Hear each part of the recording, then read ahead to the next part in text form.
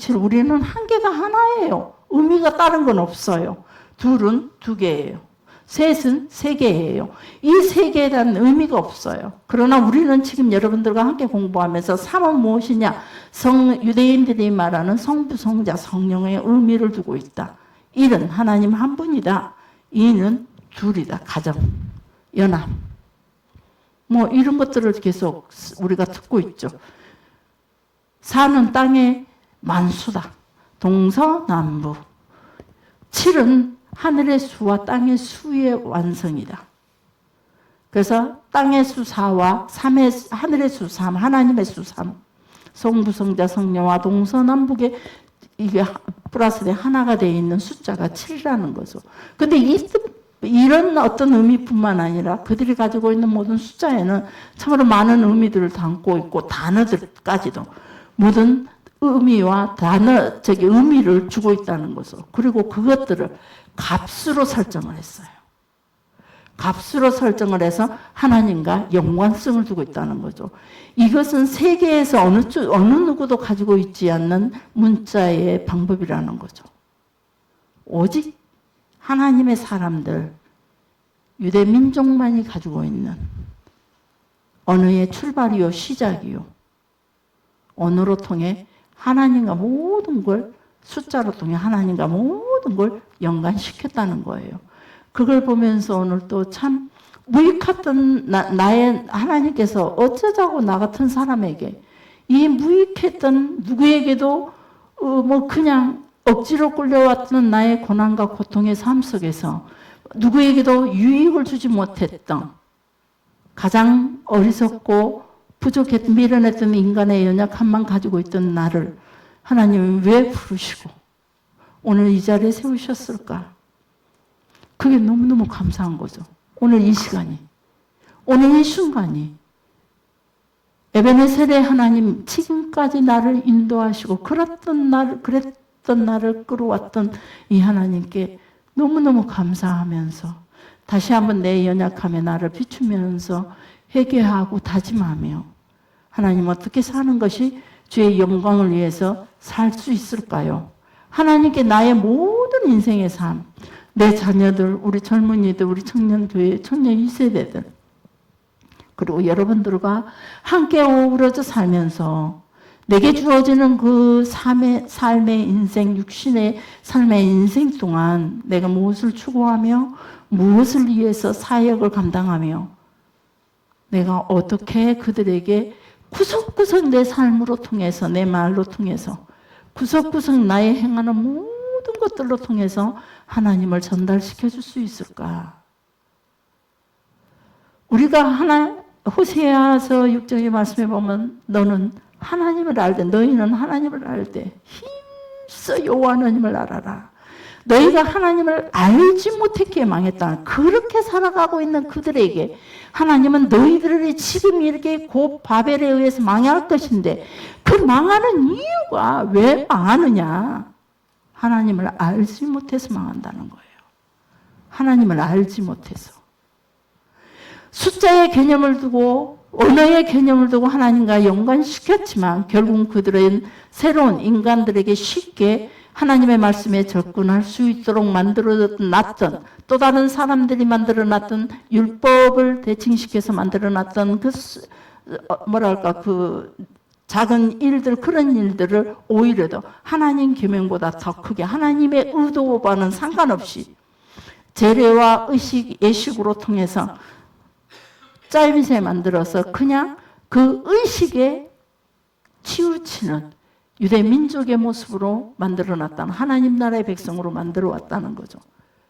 그래서 그들의 모습은 결국 하나님 앞에 멸망의 길로 갈 수밖에 없는 하나님 앞에서 스스로가 멸망의 길로 갈 수밖에 없는 길을 만들어줬다는 거죠.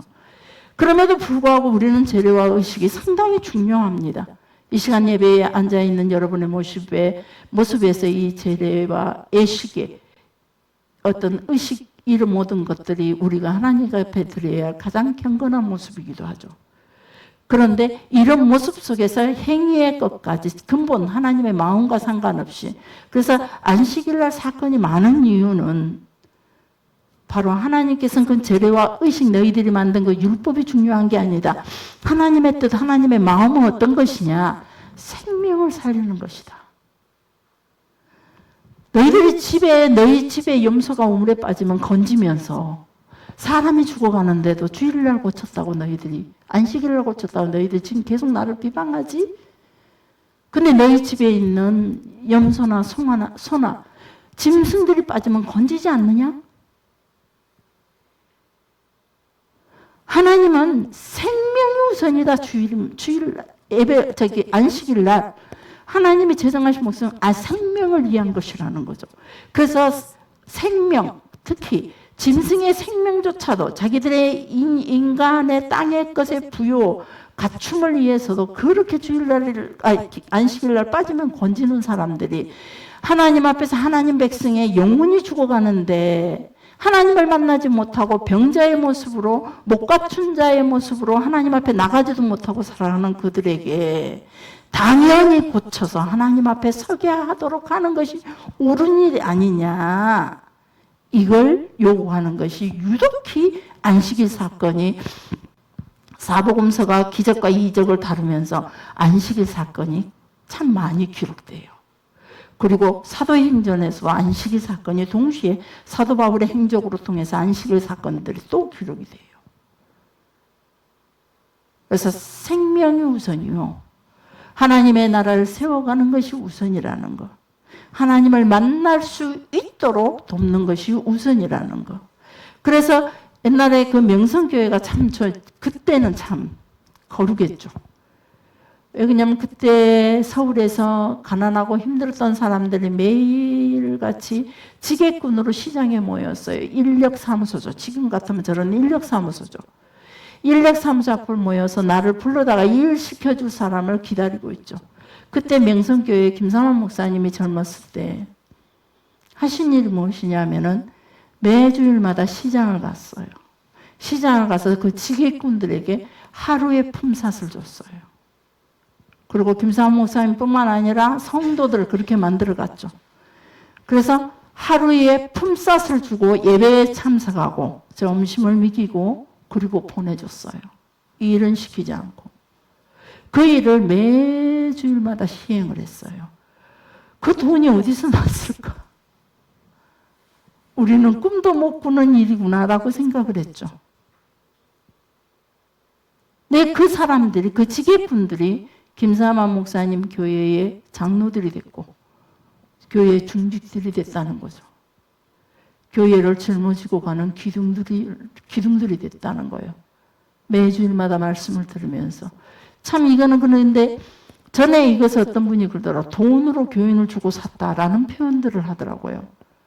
나의 물질로 우리의 희생으로도 교인들의 영혼을, 생명을, 사람들의 생명을 살 수 있을진데 돈으로 살 수 있으면 어쩌습니까? 나는 내 생명을 줘서 사지는 못하았지만 내가 그 사람을 살리기 위해서 그 자리에 가서 십자가에 내 죄에 내가 다 짊어지고 죽을게? 너 교회가? 그럴 수는 없지만은 그래도 우리의 삶 전체를 들여 영혼을 살리는 일이 얼마나 중요한 일인지.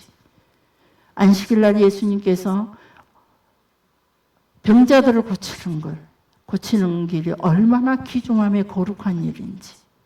우리가 이런 것들을 깨달지 않고는 수없이 이단들의 공격을 받게 돼 있고 수없이 우리 속에서 우리가 가지고 있는 성도들의 삶의 일반적인 삶에서 우리 스스로가 괴리감을 가지면서 옳고 그름을 따지기 시작한다 이 말이에요.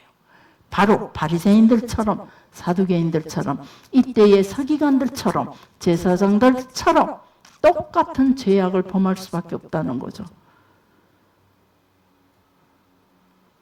참 두려운 일이라고 생각을 했어요. 하나님을 모른다는 것이 엄청난 죄악으로 나와 내 후손들, 자손들까지도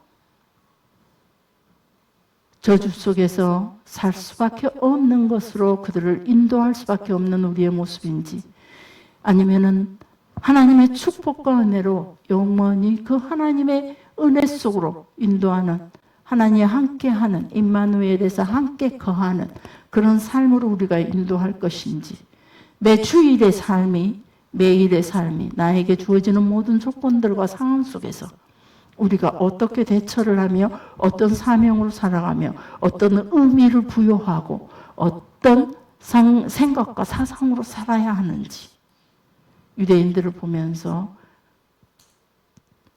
그들이 가지고 있는 옳고 그름의 자세 속에서 그런 자세는 우리가 다시 보고 갖추게 되고 그들의 옳은 자세는 우리가 같이 본받아 같이 가는 길이 우리가 생명으로 사는 길이구나.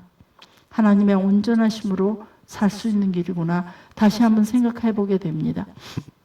그런 것들을 보여주는 것이 이스라엘 사람들의 매일의 삶의 의식적인 것들, 예배로 통해 제사로 통해 의식적인 것으로 우리에게 끊임없이 구약이라는 성경으로 하나님께서 우리에게 보여주셨고 그 의식과 제례들 그런 것들로 인해 파생됐던 그들의 허점과 연약한 것들 그것들이 죄로 끌어갈 수밖에 없던 것들을 기록해 주는 것이 바로 구약의 율법이라는 거죠.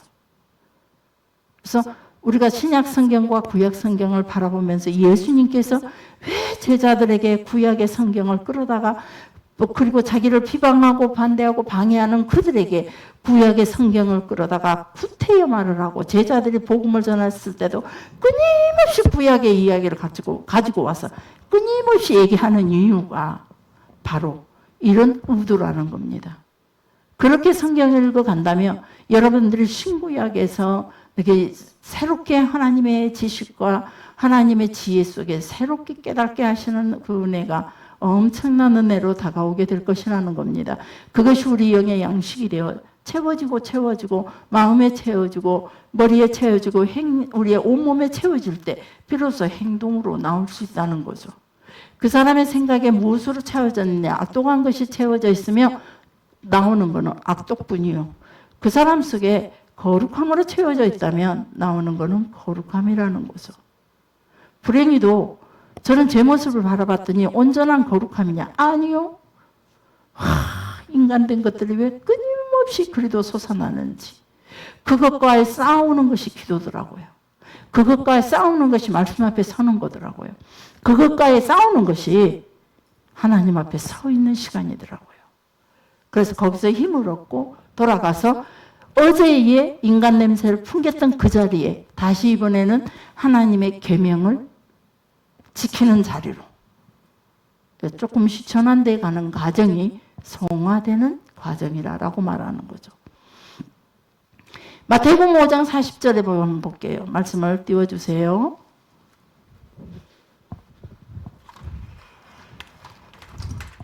읽읍시다. 시작.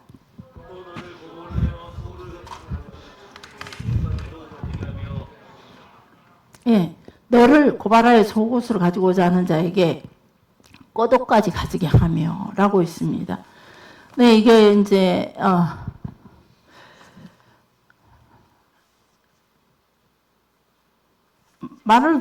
아까 지금까지 말했듯이 하나님의 나라를 위해서 생명을 얻는 것이 더 낫다는 개념에서 속옷을 갖고자 하면 꼬독까지 주라. 이거는 어쩌면 명예와도 관련이 있는 거예요. 내 속옷을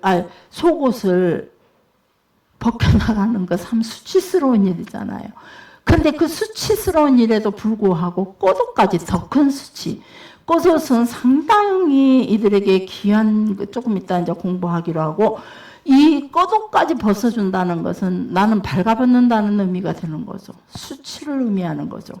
그래서 하나님의 나라를 위해 생명을 얻는 것이 더 낫다는 개념에서 예수님께서 이 말씀을 하셨다는 거예요. 그래서 누가복음 이 6장에는 내 겉옷을 빼앗는 자에게 속옷까지 거절하지 말아라 이렇게 말씀해 주고 있어요. 조금 반대되는 말씀이기는 하지만 결론적으로는 똑같은 말씀이라는 거예요. 히브리인들이 거두되는 613개라는 율법을 상징하는 옷단술 그걸 가지고 찌찌뜨라고 말해요. 제가 언제부턴가 이 그 칠판에 글 쓴 걸 열심히 쓰다가 겁나 그 명예로운 일에서 수치스러워지더라고요. 글이 제가 빠르게 쓰다 보니까 저도 이제 그 예를 들자면 찌찌스라고 이제 제가 제 노트에 기록하잖아요. 그러면 찌스로 기록해요. 무슨 말이냐면 찌로 시작해서 뜨로 마치니까 이 단어가 벌써 머릿속에서 나가버려요. 그래갖고 찌찌뜨 그러게 이렇게 써야 되는데 차근차근 써야 되는데 그건 결론적으로 무슨 말이냐면 성질이 급하고 차분하지 못하다는 의미를 가지고 있어요. 근데 이번에 제가 그 그림 전시회를 가면서 우리 선생님이 제가 글을 쓰면서 선생님 창피하게 저 글씨 쓴 거 보지 마세요 그랬어요. 그랬더니 하시는 말씀이 뭐 다 알고 있는데 뭐 글씨가 알고 있는 거 다 알고 있는데 뭐 그러시더라고요. 그 말에 제가 죽었다고 웃었어요. 그래도 선생님, 그래서 선생님 쳐다보는 게 싫어요. 그래서 부끄러워요. 그랬어요. 그래서 자꾸 이제 칠판을 자꾸 멀리하게 되더라고요. 제가 저를 보게 되니까 이렇게 늘 변명하는 것처럼 들리겠지만은 모든 저는 그때 당시 컴퓨터도 없고 그런 시절이라 성경을 막 읽다가도 오래된 이야기를 기록하고 세미나 수련회 같은 데 가면은 막 기록하는 게 제가 최고 잘 기록했어요. 그래서 수많은 목사님들이 저희 기록 노트를 사기를 원했어요. 돈 주고 뭔가 물물 교환하기를 원할 정도로. 그러다 보니까 빠르게 기록하는 게 습관이 돼가지고 이게 완전히 막 글씨 쓰는데 그리고 기본적인 내 어떤 급한 성품에 플러스 돼서 그 버릇마저 들어서 더욱더 이렇게 급해진 것 같다라는 느낌이 들어요. 제가 죄를 잠시 여러분 앞에서 변명해 봤습니다. 히브리서에는 613개의 율법을 상징하는 5단술 찌찌스가 달려 있습니다. 이 5단술 그 자체가 무슨 뜻이냐? 하나님의 명령을 기억하게 하는 거예요. 그래서 하나님을 향한 율법을 지키는 사람이라고 이렇게 표시해 주는 거예요. 이 5단술만 보면 사람들이 나를 하나님의 명령을 기억하고 지키는 사람이구나 이렇게 평가를 해주고 있고 나도 역시 이 5단수를 볼 때마다 느끼는 내가 나를 보면서 생각하는 것이 나는 율법을 지키는 자야 이 표시라는 거예요. 간단하게 말하면 그러는 거죠. 그래서 이 5단수는 늘 하나님과 관계되는 의미를 갖고 있어요. 그러니까 이들은 모든 게 다 하나님과 관계를 갖고 있다 이 말이에요. 율법을 지키는 사람이라고 표시가 되고 하나님과 관계가 그 5단술로 나타나면서 반드시 이 사람들은 이 5단술의 옷을 겉옷을 매일 아침 저녁 두르고 세 말을 낭송해요. 하나님의 말씀을 낭송한다 이 말이에요. 하나님의 말씀을 낭송하고 그래서 그들에게는 히브리인들에게는 속옷보다도 겉옷이 더 중요해요.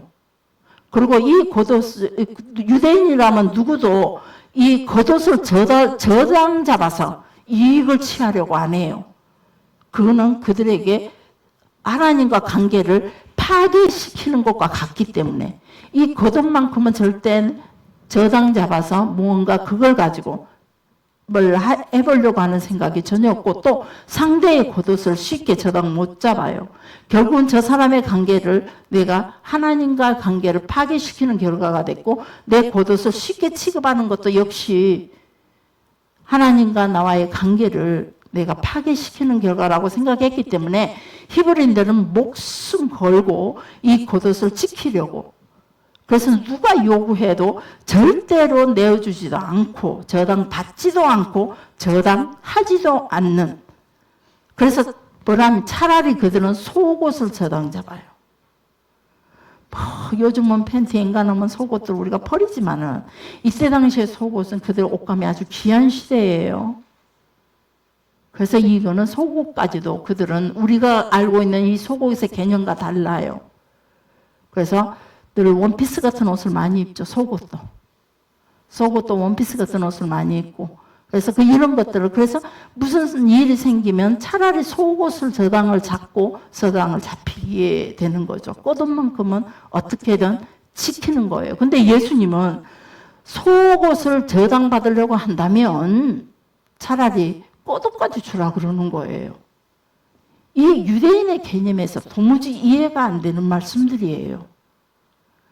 그런 개념에서 그런 재래와 의식으로 봤을 때 야, 너희들 속옷을 저당 잡으려고 하면은 꼬독까지 조부러라라고 하는 건 하나님의 관계도 파괴시키라 이 말이거든요. 그들의 개념과 사상으로서는.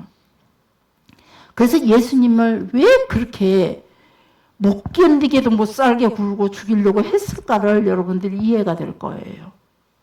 그들의 사상으로는 그러니까.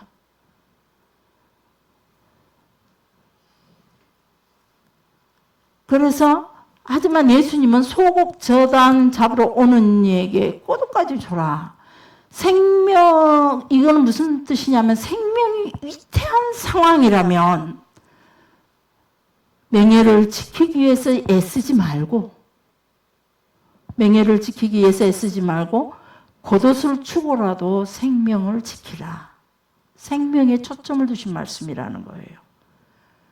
마태복음 23장 15절에 보면은, 그러니까 하나님 앞에서 그 자신의 명예를 지키려고 하는 것은 교만이다. 그 명예를 지키려고 애를 쓰지 말고 차라리 생명을 지키도록, 그러니까 우리는 우리의 삶 속에서 부와 명예를 지키려고 애를 쓸 것이 아니라 오직 하나님 앞에서 나의 생명을 지키기 위해서 그것이 목적이 된 삶을 살아야라. 예수님의 말씀은 그거예요. 근데 이브리인들은 생각하기를 이 제례와 의식으로 통해 내가 하나님 백성임을 드러내는 의식이요, 제례가 되다 보니까, 그래서 그거는 결국은 하나님 앞에서 하나님의 사람으로서 자신의 명예를 지키는 일이라고 예수님께서 평가를 하신 거죠. 그래서 명예를 지키려고 하지 말고 하나님 앞에서 생명을 지키기 위해서. 그래서 하나님은 우리의 명예나 다른 세상의 것들, 어떤 것들을 지키는 것보다 하나님 앞에 생명을 지키는 일로 먼저, 이게 하나님의 뜻이다. 그래서 호세아서가 하나님의 이른 뜻을 너희는 알지 못해서 망하는 거고, 예수님께서 오신 이유는 이것을 회복하기 위해서. 너희가 명예를 지키기 위해 제례와 의식 가운데서 살아가고 있었지만, 너희들이 가지고 있는 율법은 사람이 만든 거다. 그러나 모세의 율법을 통해 하나님께서 주신 계명들은 생명이 우선이다. 이걸 가르치기 위해서 나는 율법을 완성하러 왔다. 폐하러 온 줄 아느냐? 나는 진정한 율법을 폐하러 온 것이 아니라 완성시키러 왔고, 나는 율법을 폐하러 왔다. 그 율법은 어떤 거냐? 너희들이 사람을 중심으로 만들어놨던 규례와 계명들을 가지고 제례와 의식 속에 살아왔던 너희들의 삶을 내가 폐하러 왔다. 마음에서부터 너희 온 삶 전체를 다하여 하나님 앞에 서고자 하며 생명을 사랑하는 그러한 삶으로 바꾸기 위해서 하나님의 율법을 완성을 하러 왔다.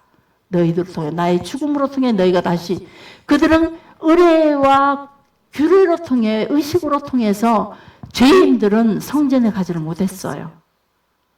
하나님을 만나고 싶어도 그들의 의례와 규칙 때문에 하나님 앞에 갈 수 없는 거예요. 사람과 사람 관계도 가질 수가 없었어요. 그들의 조그만 피부병이라 할지라도 무조건 그들은 따로 구분해야 했고, 그들의 육체에 조그만 흠이 있어도, 머리카락이 보기 싫게 나도, 머리카락이 없어도, 코가 못생겨도, 눈이 못생겨도, 귀가 짝짝이가 돼도, 키가 작아도 그들은 하나님 앞에 설 수가 없었어요. 돈이 너무 없어도, 가난해도. 남의 손으로 통해 구제가 필요한 인생들도 하나님 앞에 설 수가 없었어요. 생명으로 가는 길이 막혔다 이 말이에요. 하나님 앞에 설 수 없으니 하나님과 하나 될 수가 없는 거잖아요. 만날 수가 없으니. 그래서 그것들을 회복하시기에 예수님께서 오셨고, 예수님께서 오신 이유가 바로 그런 사람들을 상대로 사역을 베푼 거예요. 마태, 마가, 누가, 요한이 보면은 그런 가난한 자, 어딘가 부족한 자, 하나님 앞에 설 수 없는 자들을 고치고 그들에게 복음을 주어서 그들로 통해 하나님을 만나는 길을 만들어준 거죠. 율법의 완성을 시키시는 거죠. 그래서 그들이 생명으로 죽어 있어서 하나님 나라에 낄 수도 없었고 하나님 공예 안에 하나님 나라의 공예 안에 들 수도 없었으며 장자의 모임들에게도 그들은 설 수가 없는 거예요. 하나님의 어떤 하나님 나라의 그 어떤 것에도 그들은 감히 발도 디디지 못하는 그런 상황에 있는 그들을 예수님께서 오셔서 율법의 완성, 하나님께서 인생에게 주신 목적은 모든 사람이 구원을 얻기 위함이거든요. 병신들은 하지 말아라. 그 질병 걸린 자들은 하지 말아라가 아니라. 그래서 이런 예수님의 역사, 예수님의 사역의 모든 일들, 기적과 이적들을 보면은 그 의도가 무엇이냐. 우린 무작정 내가 지금 고통스럽게 이 고통에서 면해 주셔야 하지만 사도 바울 같은 경우는 사도 바울 자체가 하나님의 율법으로 완벽하게 섰고 사람의 율법을 완전히 폐지시킨 상태에서 하나님의 율법으로 온전히 섰던 사람이에요. 그래서 그가 하나님의 율법을 가지고 로마서에 자주자재로 현재 과거의 구약시대 하나님께서 주신 계명과 구약시대의 사람들의 모습과 현재 우리 예수 그리스도 안에서 살아가는 사람들의 모습들을 적나라하게 정확하게 길을 제시했고 구분을 해서 기록해 놓은 것이 바로 로마서예요. 그래서 그런 글을 쓸 수가 있었던 거죠. 그리고 제자들의 글에서도 보면 종종 그런 글들을 볼 수가 있어요. 예수님의 뜻을 알고 난 뒤부터. 끝내 그 제례와 의식 속에 살아가던 구약시대의 그 어떤 방식을 가지고 살아왔던 그 사람들의 모습은 끝내 하나님 앞에서 하나님 나라 총회에서 죄된 삶을 살아갈 수밖에 없고 결국은 그들 스스로가 멸망의 길로 가는 길을 선택하고 있다는 거죠. 그래서 우리가 신구약 성경을 구분할 때 어쩌면 우리가 구약의 기초가 완벽하게 서야 돼요.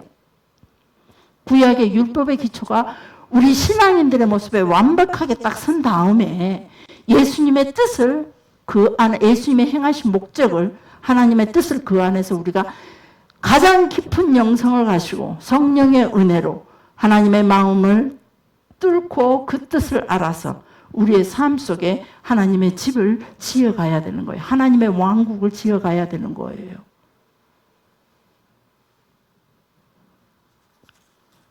그런 것들이 제대로 되지 않고 율법을 폐하자 아주 무서운 하나님 나라의 적그리스도의 역할을 감당하는 거죠. 적그리스도예요.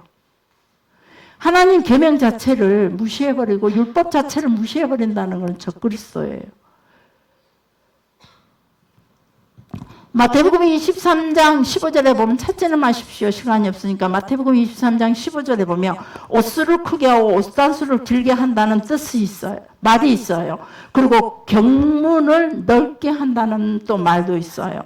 자, 이들에게 매주자라는 게 있어요. 매주자는 뭐냐 하면은 신명기 6장에서 이 모든 것들이 우리에게 설명해 주고 있어요. 매주자는 뭐냐? 문 오른쪽에 붙이는 거예요. 나가도 들어가도 볼 수 있는 하나님의 율법서에 율법서를 기록해서 거기다 붙여놓는 거죠. 성경 구절을 지금 우리가 화장실에도 가면 매주자가 붙어 있어요. 딱 말씀이 붙어 있어요. 나가도 밖에서 보면 붙어 있고 안에서 보면 그 매주자가 또 조금 시간이 가면 바뀌더라고요. 그게 너무 감사해요. 하나에 해놓고 또 잊어버리고 곰팡이가 피든 세월이 가든 네월이 가든 냈을 줄 알았더니 그게 아니라 자꾸 바꿔주더라고요. 그래서 그게 너무너무 감사해요. 우리 매주자도 저기도 붙어있죠. 이런 것들이 매주자라고 말해요. 그 다음에 테플린이 있어요. 테플린이 뭐냐, 머리에다가 요렇게 붙이는 거, 머리 이마에다 붙이는 게 있어요. 띠와 다른 거예요. 붙이는 거. 근데 그리고 그 다음에 찌찌스가 있어요. 지금까지 말했던 찌찌스. 옷에다가 옷단수를 앞에 2개, 양쪽 옷 끝에 뒤에 2개, 4개를 달아요. 옷가에다가. 그들의 옷가는 우리하고 다르죠. 원피스 같은 옷을 입고 있으면서 여기가 개봉이 안 돼 있어요. 우리는 개봉돼 있지만 여기가 개봉이 돼 있죠. 이렇게 찢어져 있죠. 그래 여기 이렇게 4개를 달아놔요. 자, 그 다음에 견문이라는 거 있어요. 경문. 경문, 견이 아니고 경문지. 해가 짧아서 종종 견이라는 단어로 나오게 되는데 경문이라는 것이 있어요. 이 경문은 율법을 기록해서 쪽지에다가 담아서 넣는 상자예요. 그래서 띠를 만들어서 그 상자를 끼워가지고 요 머리에다가 이렇게 띄기도 하고 또 여기다가 팔에다가 긴 끈에다가 그 경문 조그만 상자를 이 상자는 이제 각자 자기가 알아서 믿은 대로 하는 거예요. 큰 상자일수록 많은 율법을 기록한 거고 작은 상자일수록 작은 율법을 기록했다고 보시면 돼요. 그래서 상자에다 해가지고 이 팔을 막 이렇게 지그재그로 막 묶어놓은 게 있어요. 아, 왼쪽이 아니에요. 오른쪽이에요. 그들은 무조건 오른쪽이에요. 저는 왼쪽이 우선이다 보니까 늘 왼손을 가리키게 돼요. 그런 것들은 여러분들이 이해를 해주시고 그 다음에 필락데리온이라는 게 있어요. 호신제, 부적, 보호문 이런 것들로 역시 하나님의 율법을 그렇게 호신제처럼 부적처럼 그들은 삼아요. 왜 그러냐? 이런 것들로 통해 아까도 처음에 설명했듯이 내가 하나님 안에서 거룩하게 살기 위해서 그것이 나의 어떤 삶의 눈에 초점이 되고 내가 판단하는 기준이 되고 오늘 지금 일어나는 모든 일의 상황 속에서 내가 결정해야 하는 표준이 되기 때문에 그들은 그것을 부적처럼 사용할 정도로 그래서 오늘은 이 찌찌스, 유독 찌찌스에 대해서 우리가 조금 더 생각해 보려고 하는데요. 율법을 상징하는 613개를 의미하는 찌찌스는 율법을 상징하는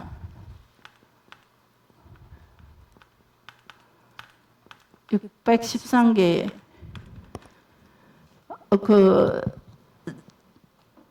613을 율법을 의미하는 수술이에요. 민수기 15장 38절부터 39절에 보면 꺼독과 양 앞쪽 두 쪽에 그리고 뒤쪽 두 쪽에 도함 4개를 달고 다니도록 계명이 되어 있어요. 그래서 옷단술이라는 말을 찌찌스라는 말은 의미는 장식술, 꽃술 그리고 머리털 한 탈에 이런 의미를 가지고 있대요. 그런데 이 옷단술은 모두 4가락의 실로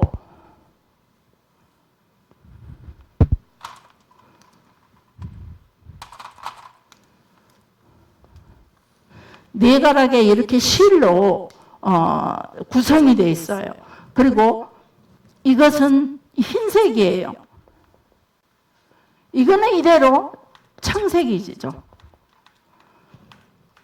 흰색은 헤세드를 상징해요. 헤세드. 헤세드가 뭔지를 아시죠? 국률. 사랑. 하나님의 사랑. 하나님의 국률을 의미해요. 하나님의 사랑과 하나님의 국률.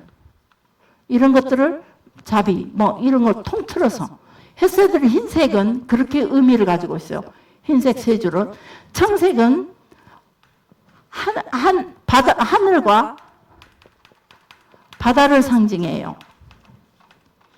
하나님의 색이죠. 그래서 이게 좀 발음이 어렵더라고요. 그래서 테켈레드라고 그래요. 청색이.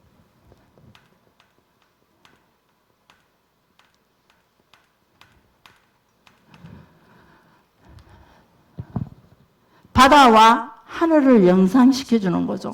이 의미는 말쿠트 사마임, 하나님의 나라를 말하는 거예요. 말쿠트 샤마임, 이는 하나님의 나라를 상징하는 거죠.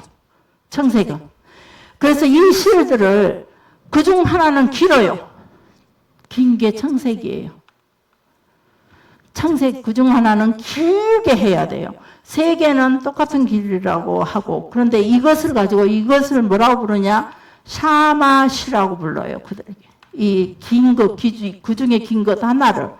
그래서 이 4가닥 실로 4가닥을 이렇게 반절로 접어요. 그러면 어떻게 되느냐?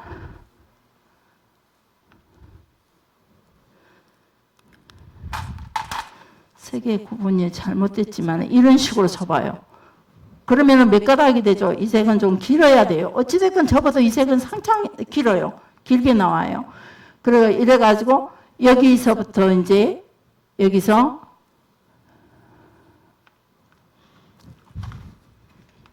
접으면 총 8개의 줄이 되는 거예요. 그죠? 접으니까. 접고 나서 그 다음에 여기다가 다시 할게요.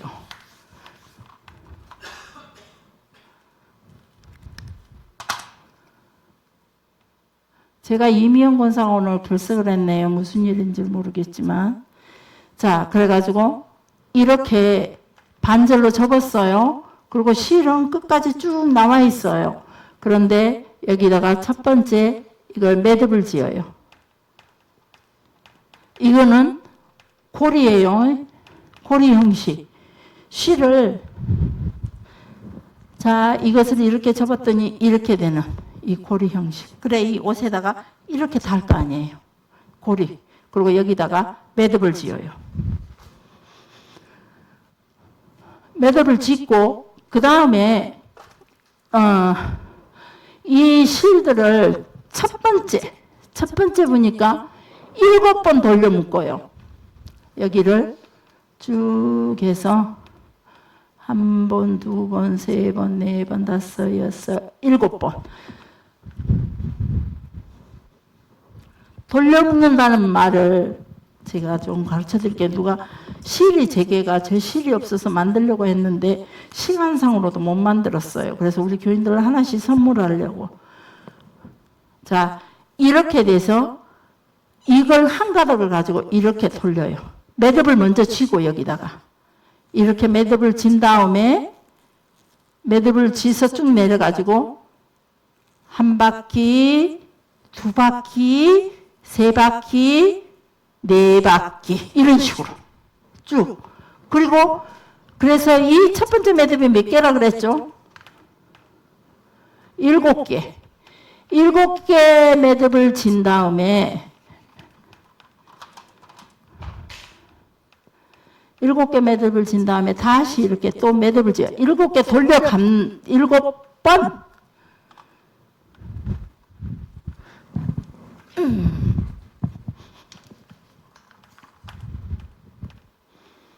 7번 돌려 맞고 또 다시 매듭을 지어요. 그 다음에 다시 또 돌려 막아요. 몇 번을? 8번을 돌려 막아요. 8번 돌려 감아요. 8번 돌려 감고, 여기도 감고가 나와야 말이 맞을 것 같아. 그리고 또 한 번 매듭을 또 지어요. 매듭 1번, 2번, 3번, 4번.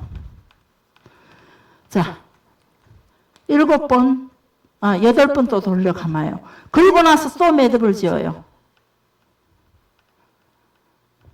11번. 그리고 다시 또 매듭을 지어요. 11번 돌려 감고. 그리고 나서 그 다음 13번. 13번.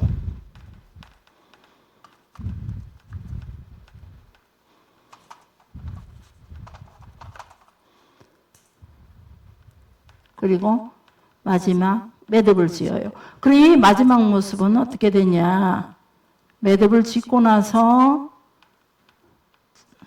8개의 줄이 나와야 돼요. 하나, 둘, 셋, 넷, 다섯, 여섯. 2개는 길게 이렇게 남겨져 있어요. 이 밑이.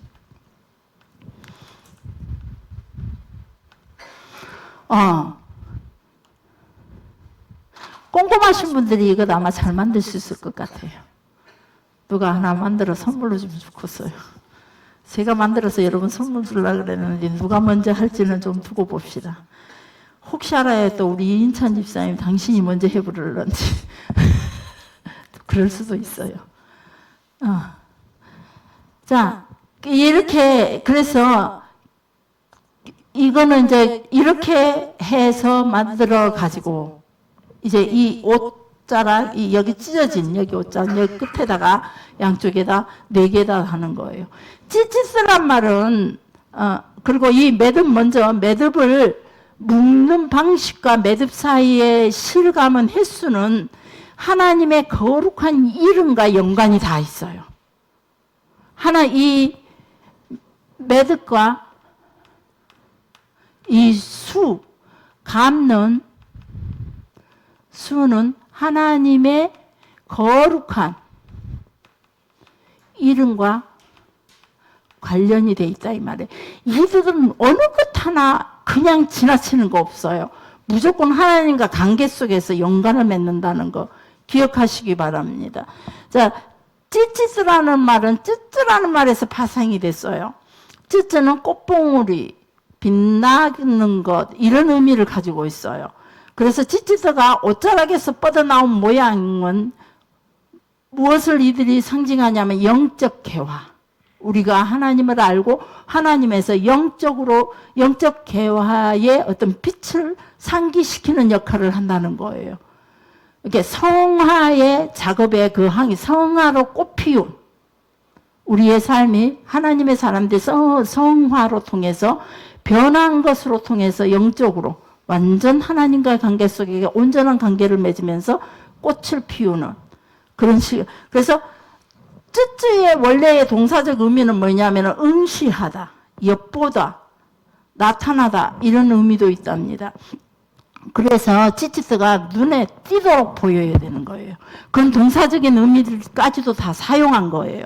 그래서 눈에 띄도록 이 옷단수를 앞뒤로 다 달아가지고 계속 눈에 띄도록 하고 그걸 눈에 띌 때마다 계명을 기억하게 하는 기능을 한다는 거죠. 이런 의도를 가지고 있어요. 그래서 찌찌스의 그 착용은 성경에 보면은 그 토라에는 2번이나 명시되어 있어요. 찌찌스를 하라라고. 그래서 아까도 말했듯이 푸른색 실은 바다와 하늘을 상징해요. 근데 그 게브라라는 단어와 연결이 되어 있어요. 이 게브라 뜻은 무엇이냐면 힘, 심판, 경외. 그래 찌찌스라는 단어가 게브라 아니에요.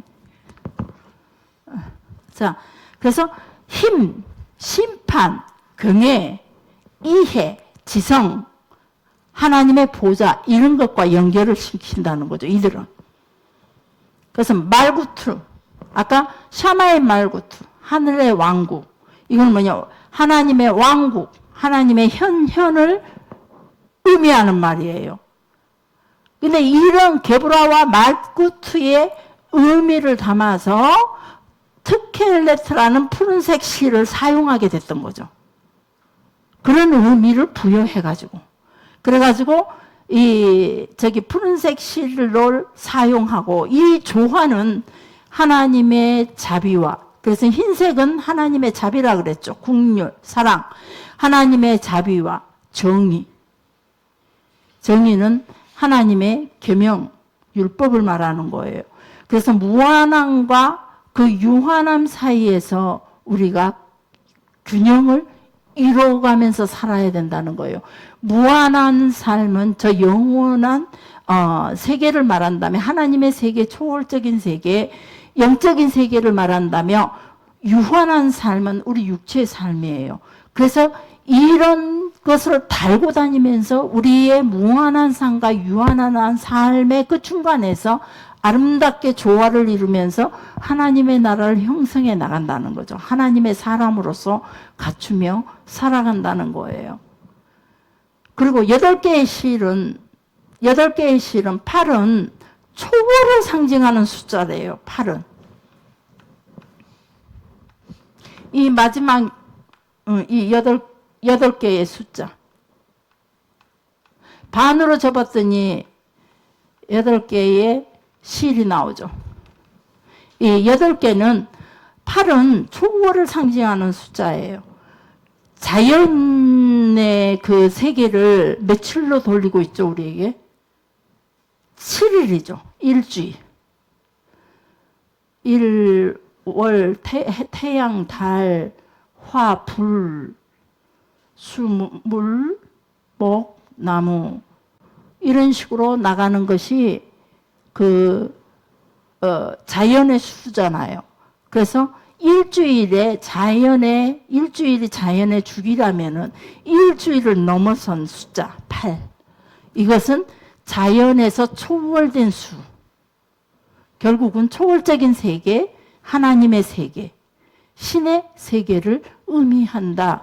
이렇게 받아도 될 것 같아요. 그래서 그런 것들을 의미하고 있어요. 초월의 세계를 암시하고 있다 이 말이에요. 8개의 숫자는. 그리고 그 다음에 5개의 매듭이 있어요. 1개, 2개, 3개, 4개, 5개. 자, 이 5개의 매듭은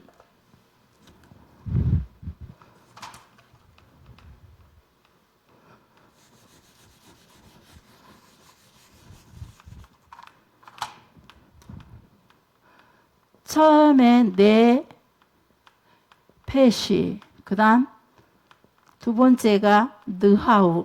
이런 내용들이 보면 전부 다 성경에서 우리에게 쓸 때 지금 제가 기록하는 내용들이 보면은 성경에서 사용할 때 전부 다 생명, 숨, 혼, 영 이런 관련된 글들이에요. 그래서 그 다음에 네사마,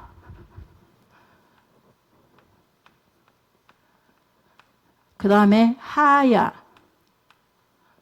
그 다음에 에히야. 이 5개를 의미해요. 5개의 매듭이. 그래서 첫 번째 매듭이 네핏이에요. 첫 번째 매듭이. 두 번째 매듭은 느하우예요. 세 번째는 네사마를 상징한다 이 말이에요. 네 번째 매듭은 하야예요. 그리고 마지막 매듭이 에히야예요. 자, 에히야의 유독히 또 하나의 의미가 우리에게 깊은 의미를 가져다 주고 있어요. 그런데 5개로 구성된 이 매듭은 영혼의 5단계를 말한다는 거예요. 영혼의.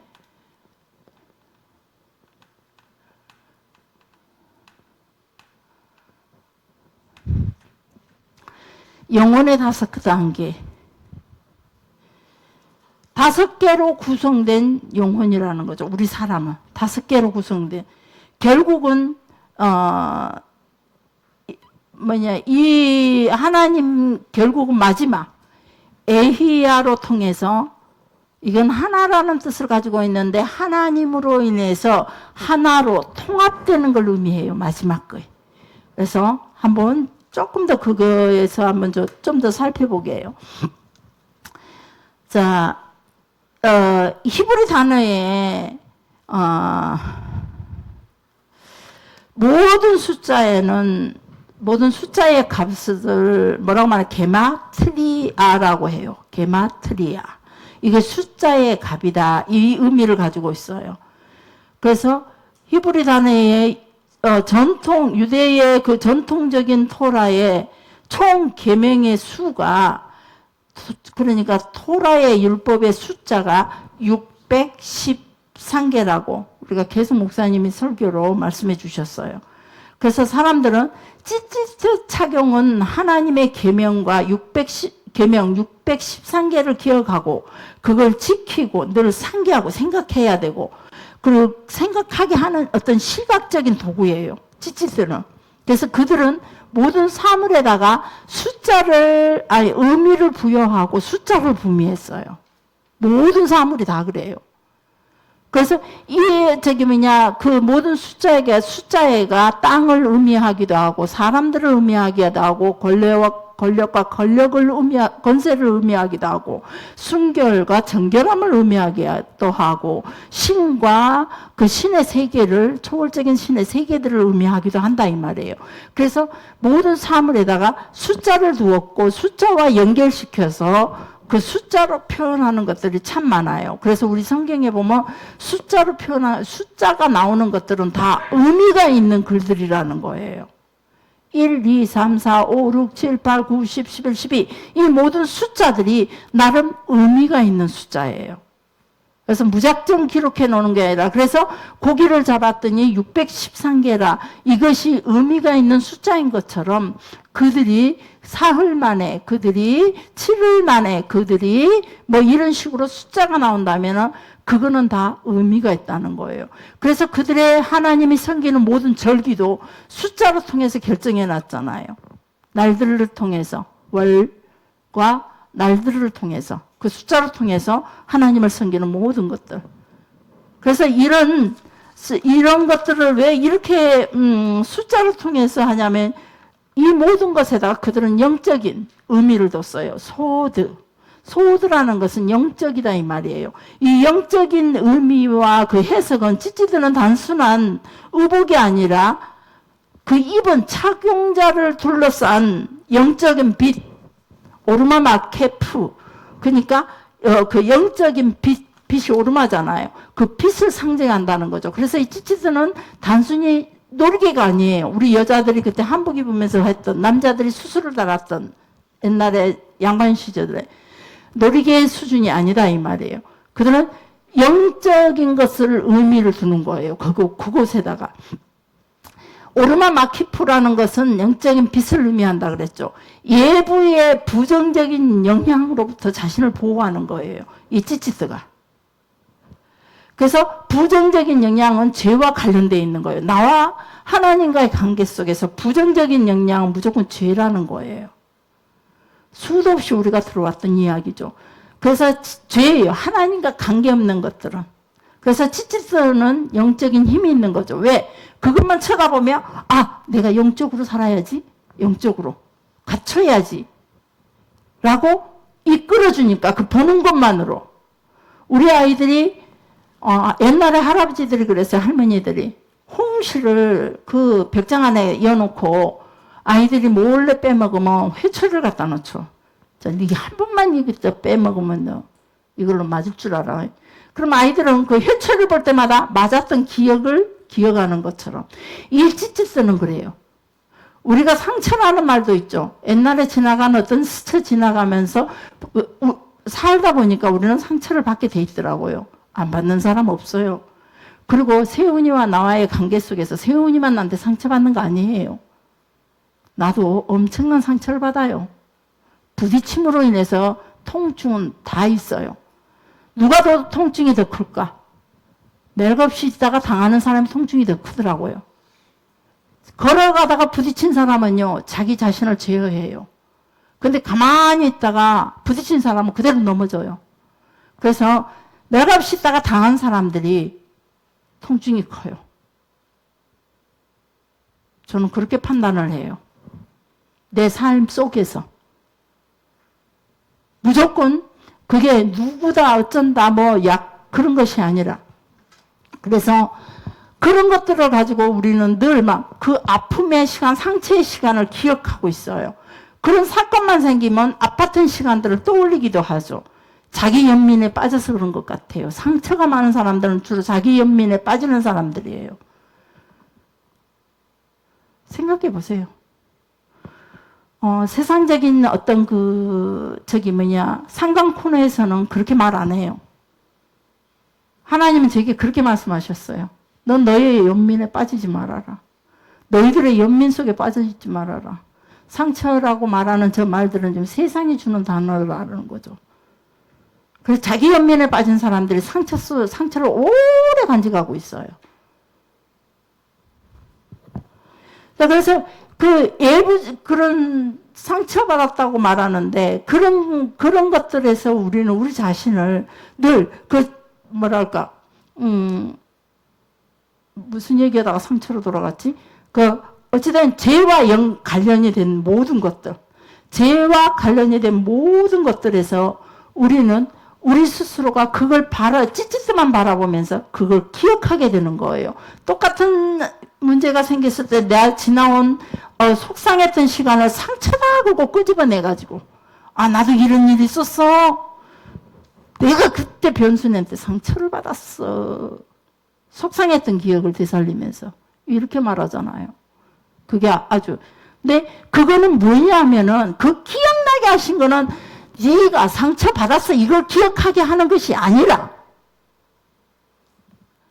그걸 기억하게 하는 것이 아니라 그런 상황 가운데서 지금의 이 죄의 유혹에서 네가 벗어나라는 의미라는 거죠.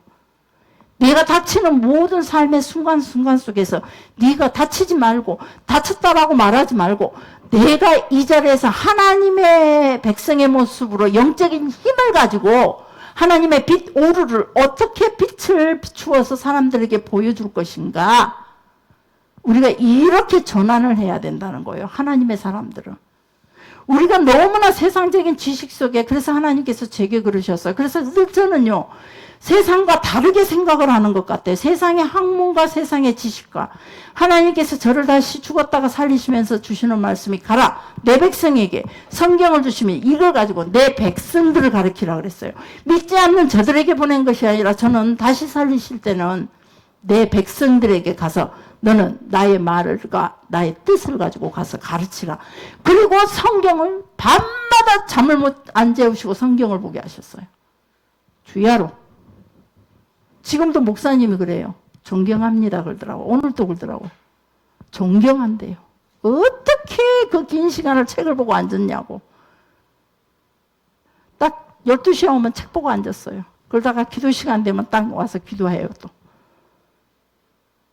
그리고 주시는 말씀들을 기록하고 깨닫게 하는 거. 아까 봤던 책의 내용들, 성경의 내용들, 문자의 내용들이 궁금하고 그게 내 속에서 시원하게 풀리지 않을 때는 기도를 해요. 그러면 딱 무슨 저기 뭐냐 막 줄줄줄줄 보펜들로 막 줄줄줄줄 나와버려요. 그러면서 주시는 말씀이 상처 운운하는 것은 자기 연민에 빠진 것이다. 하나님의 사람들은 그걸 가지고 상처받았다고 말할 것이 아니라 그 속에서 하나님의 뜻이 무엇인지 그걸 찾아라. 왜 네가 상처받았던 것만 기억하냐. 상대는 무만간에 당한 상대는 더 상처를 받는다. 그리고 혼자 받는 상처가 아니다. 반드시 사람과 사람 관계 속에 서로 상처받게 돼 있어요. 오늘은 이 문제로 내가 상처 준 것 같지만 그동안 병원사가 나한테 꾸준히 상처를 줬다 이 말이에요. 그런 건 생각 안 해요. 자기가 10번 상처 줘놓고 병원 내가 한 번 주는 그 상처를 가지고 그들은 막 이렇게 문제를 삼아버리더라고요. 제가 살아보면서 경험한 게 그래요. 우리 어리석은 판단을 하면 안 돼요. 하나님 나라를 위해서 어느 것이 옳은지를 우리가 판단해야 돼요. 유대인 백성들처럼 그들이 애초에 가졌던 생각들, 모든 사상과 생각들, 모든 자연 만물을 바라보는 시선들, 그들이 가지고 있는 삶의 중심, 신앙의 세계까지도 전부 다 하나님과 딱 연결시켜서 생각하게 돼 있다 이 말이에요. 그랬을 때 그들이 신명기에 복을 받은 거예요. 그렇게 살지 못했을 때 그들이 신명기에 저주를 받은 거죠. 살지 못했을 때 그들은 자연적으로 그들이 멸망의 길을 간 거예요. 하나님의 멸망의 길을 쫓은 게 아니에요. 예언적으로 너희가 그리 가면 멸망의 길을 간다 가지 말아라 했을 뿐이지 하나님이 그 멸망에다 집어던진 게 아니란 말이에요. 내가 당하는 오늘의 이 아픔도 하나님께서 이유 있는 삶이다 이 말이죠. 그래서 우리는 이스라엘 백성들처럼 우리도 의식적으로 뭔가를, 그래서 참 의식과 재래가 우리에게 아주 중요하구나. 그것이 우리를 다듬는 시간을 되는 거예요. 내가 나를 바라보는 시간이 되죠. 예배로 통해 찬양하면서 내가 나를 바라보고 주시는 말씀으로 통해서 나를 거울로 비추어서 아유 주님 내가 죄인입니다. 고개 숙이게 되고, 근데 그때 나보다 들으라고 하는 소리를 한다면은 이미 그들은 저주의 길, 멸망의 길로 그들이 이미 한 걸음 사단의 유혹으로 가고 있는 중이에요. 그럴 때마다 주여 나보다 하는 소리는 어찌 나한테다가, 오늘 이 집사님 기도도 어찌 나한테다가 그렇게 딱 내가 했던 기도를 막 여지 알고 있는 것처럼 딱 어찌 나한테다 저렇게 할까. 하나님 부담되게. 어떻게 그냥 꼭 그렇게 맞추세요. 하나님은 항상 그러셨어요. 찬양으로 통해 맞추고 기도로 통해 맞추고 대표자의 기도로 통해서 내가 했던 거에 대해서 모든 상황 구석구석에서 하나님을 드러내는 거. 네 삶이 어쨌든 상관없어요. 하나님은. 상관없단 말은요. 왜 그러냐면 상관없어요. 우리를 무시해서가 아니에요. 버려두어서가 그렇게 말씀하시는 게 아니에요. 내가 내 삶을 살아줄게. 너는 상관하지 마. 네 상황이 뻘밭이 됐든 가시밭길이 됐든 내가 네 대신 네 가시밭길 이걸 내가 지켜줄게. 네가 거룩한 걸음마 걷기만 시작해. 그러면 이 땅이 복된 땅으로 바뀔 거라는 거죠. 근데 우리는 대부분이 그래요. 내 상황에 맞추어서 원망과 불평과 의심과 불안으로 이 걸음을 걸어요. 그러니 그 가시밭길은 여전히 네 개가 있는 거죠. 원망부터 없앱시다. 불신 없앱시다. 우리가 우리에게 주어진 그 하나님의 말씀, 모든 의식과 말씀을 통해서 주시는 의식과 찬양, 우리에게 주어진 모든 환경으로 주는 것들은 병원사 탓이 아니다 이 말이에요. 바로 나에게 허락하신 내가 이기고 정복하고 다스려야 할 자리예요. 병원사 저 사람 너무 어려워서 못 살겠네. 가 아니라 병원사를 내가 특히나 하나님의 말씀으로 정복하고 다스려야 돼요. 그게 포기가 되면 이제 안 되는 거죠. 그게 포기되지 않도록만 도와주세요. 하나님 앞에 서는 날 동안 이 사명으로 살아야 되는 게 지도자들인 것 같아요. 목회자들, 장로님들, 구역장들, 교사들, 그리고 세상 속에 나가 살면서 방황하고 있는 그리스도인들을 향해 여러분들은 지도자가 돼야 돼요.